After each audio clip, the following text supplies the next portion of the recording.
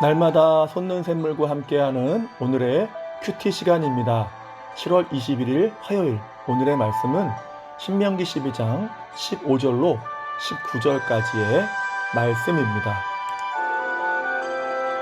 그러나 네 하나님 여호와께서 내게 주신 복을 따라 각 성에서 네 마음에 원하는 대로 가축을 잡아 그 고기를 먹을 수 있나니 곧 정한 자나 부정한 자를 막론하고 노루나 사슴을 먹는 것 같이 먹으려니와 오직 그 피는 먹지 말고 물같이 땅에 쏟을 것이며 너는 곡식과 포도주와 기름의 11조와 내 소와 양의 처음 난 것과 내 서원을 갚는 예물과 내 낙헌 예물과 내 손의 거제물은 내 각 성에서 먹지 말고 오직 내 하나님 여호와께서 택하실 곳에서 내 하나님 여호와 앞에서 너는 네 자녀와 노비와 성중에 거주하는 레위인과 함께 그것을 먹고 또 내 손으로 수고한 모든 일로 말미암아 내 하나님 여호와 앞에서 즐거워하되 너는 삼가 내 땅에 거주하는 동안에 레위인을 저버리지 말지니라.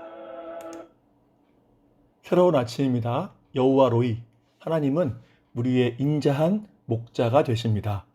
자, 오늘 본문 내용은 신명기 12장 앞부분의 내용을 반복하고 요약하는 것이기 때문에 내용을 자세히 살피기보다는 간단히 내용을 살펴보고 설교 제목처럼 우리의 삶의 세밀한 부분까지 지시하시고 챙기시는 하나님의 성품에 대해서 은혜를 나누어 보겠습니다. 오늘 본문은 신명기 12장 15절로 19절까지입니다. 그런데 그 앞에 1절에서 14절까지를 보면 큰 대지 하나가 바로 하나님께 11조와 거제와 서원제와 낙헌제를 드릴 때에 반드시 하나님이 지정하실 장소에 가서 제물을 드리고 거기서 먹고 즐거워하라는 것입니다. 너희의 마음대로 너희가 원하는 곳에서 너희의 방식대로 예배하지 말라는 것이죠. 그런데 본문 15절을 보면 예외가 인정되는 것을 봅니다. 그것이 뭔가 하면 하나님께 드리는 제물 외에 짐승들은 이스라엘 백성들이 자기가 잡고자 하는 곳에서 마음껏 잡을 수 있도록 허락하신 것입니다. 왜입니까? 하나님이 지정하실 곳까지 가서 짐승을 잡아서 먹으려면 너무나 번거롭다는 것이죠. 그래서 하나님은 예외를 인정하심으로 백성들을 배려하시는 것입니다. 그런데 한 가지 하지 말아야 할 것을 말씀합니다. 무엇입니까? 피는 먹지 말라는 것입니다. 그것은 땅에 쏟아 버리라는 것이죠. 왜입니까? 피는 생명이기 때문입니다.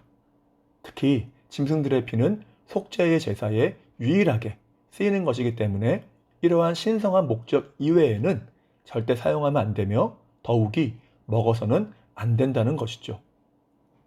그리고 17절로 19절은 앞에서 말씀한 대로 11조, 거제, 서원제, 낙헌제를 드릴 때에 반드시 하나님이 지정하실 장소에 가서 예배하고 먹고 즐거워라는 것입니다. 그러면 우리가 나눌 메시지는 무엇입니까? 그것은 하나님은 삶의 세밀한 부분까지 세우시고 채우시는 인자한 분이다 라는 것입니다. 무엇을 통해서 세밀한 부분까지 세우시고 채워가십니까? 율법, 곧 말씀을 통해서이죠. 그것은 그 백성들에게 관심이 많다는 의미이기도 하고 사랑하신다는 반증이기도 한 것입니다.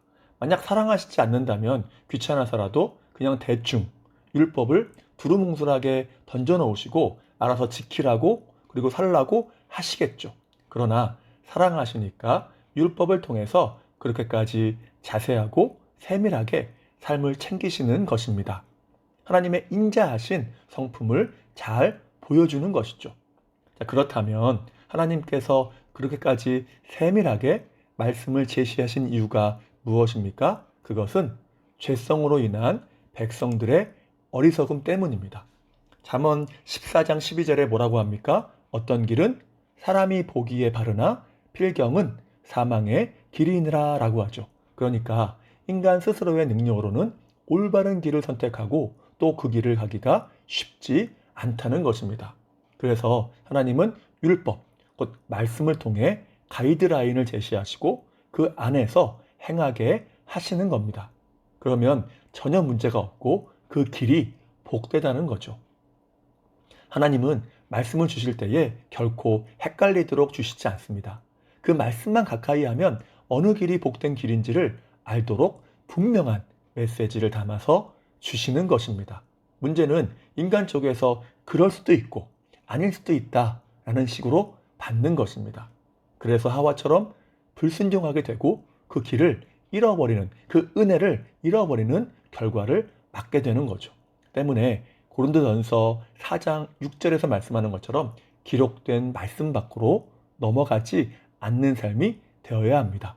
문제는 인생은 너무나 어리석어서 종종 기록된 말씀 밖으로 넘어간다는 것이죠. 철로 역정을 보면 주인공 크리스천과 소망이 하나님의 강이라는 곳에서 은혜를 누리고 다시금 순례의 길을 가는데 그 길이 너무나 험해지는 겁니다. 그런데 순례의 길 옆으로 나란히 나 있는 길이 있는데 그 길이 격길 초원입니다. 보니까 너무나 편해 보이는 거죠.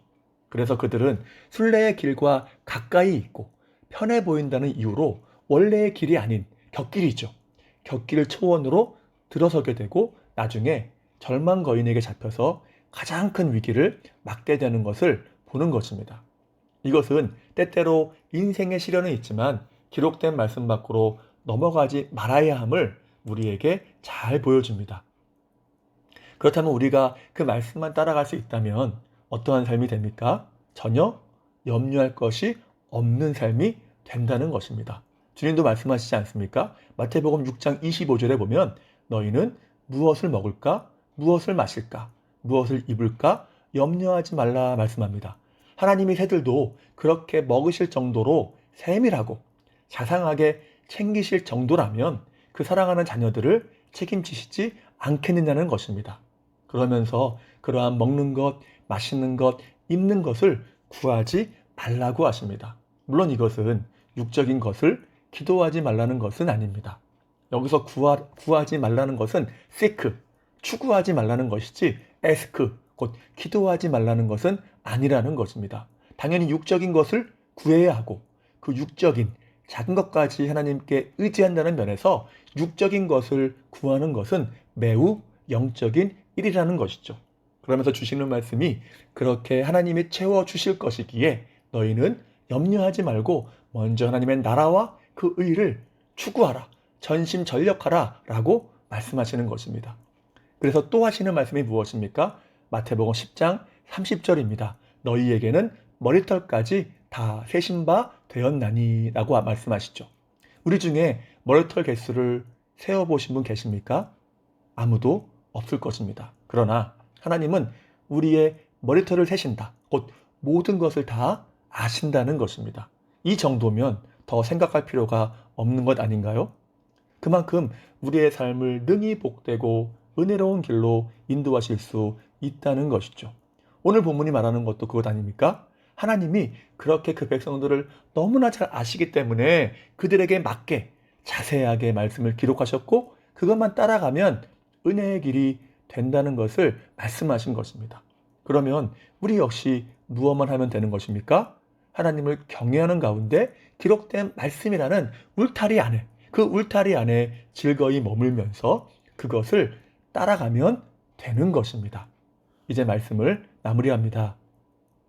오늘 본문에서 말씀하시는 것이 무엇입니까? 하나님께 제물을 드릴 때에는 반드시 하나님이 원하시는 곳에서 원하시는 방법으로 드리라는 것이죠. 이것은 확대해서 해석하면 예배뿐만 아니라 우리의 삶의 모든 양식이 내가 원하는 방식이 아니라 하나님이 주신 말씀을 따라서 하나님이 원하시는 방법대로 하나님을 섬기라는 것입니다. 그러면 우리를 둘러싸고 있는 환경이 어떠하든지 문제가 아니라는 것입니다. 왜입니까?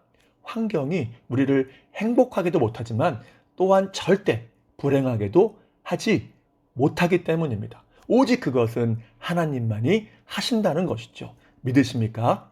자, 그러므로 땅이 변하든지 산이 흔들려 바다 가운데 빠지든지 오직 기록해 주신 그 말씀만을 따라감으로써 그 삶을 어떻게 복되게 하시는지 오늘도 내일도 그 다음 날도 경험하시는 복된 삶 되시기를 주님의 이름으로 축복합니다. 기도하겠습니다. 사랑과 은혜가 충만하신 하나님 감사합니다.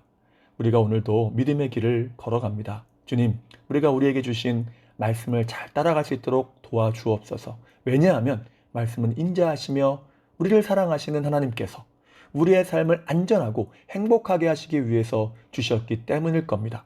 내 인생의 책임자는 내가 아니라 주님이신 줄을 믿사오니 그 율법을 순종하는 가운데 주님 안에서 평안을 누리게 하시고 하나님은 그 인자하심으로 어떻게 우리 삶을 세밀하게 채우시고 복되게 하시는지를 경험하는 삶 될 수 있도록 인도하여 주시옵소서.